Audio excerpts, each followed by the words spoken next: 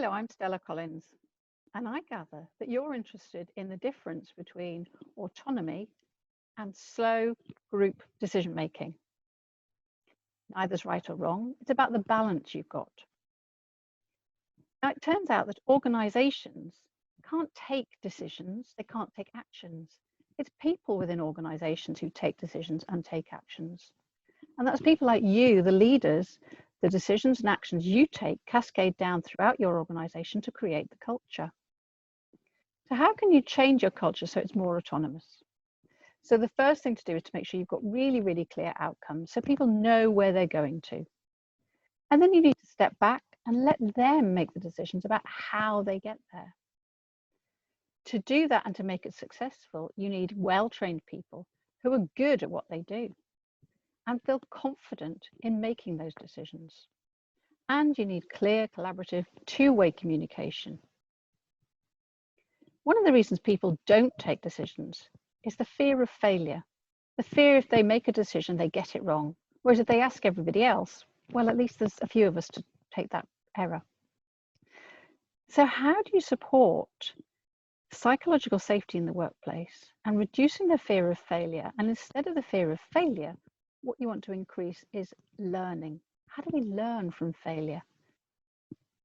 And it seems that in our brains, that exactly the same part of our brain processes fear and processes curiosity.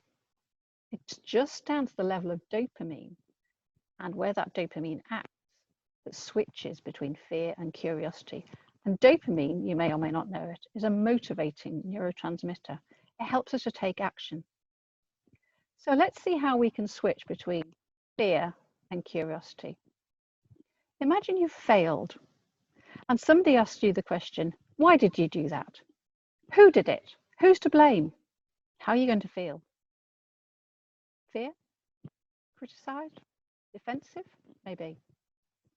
But what happens if somebody says, oh, that didn't work out so well, did it? What can we learn from that? How are we going to move forward from here? We make sure we do next time to make sure it works. That way you're thinking about the future, you're getting curious, you're releasing dopamine in the right places, and you're more likely to be motivated to take action. What else do we need to do to increase or reduce rather increase psychological safety and reduce fear?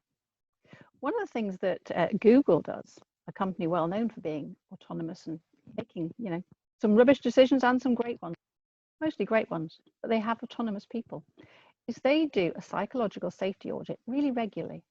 And one of the questions they ask is, how confident are you that you won't receive criticism if you admit an error or a failure?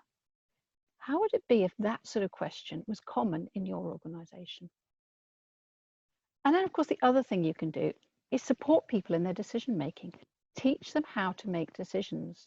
And a really important decision-making criteria is, should I make the decision on my own or should I make it in a group? And that depends on your level of expertise, how much extra input you need, the impact of making that decision. But there are criteria you can get people just to ask that question regularly. And change your meeting cultures. Does everybody have to be at every meeting? Can people just be at certain parts of the meeting? Do meetings have to happen at all? What's your reaction when you're invited to a meeting? Do you always attend? Or do you find out whether you are going to be a valuable contributor to that meeting?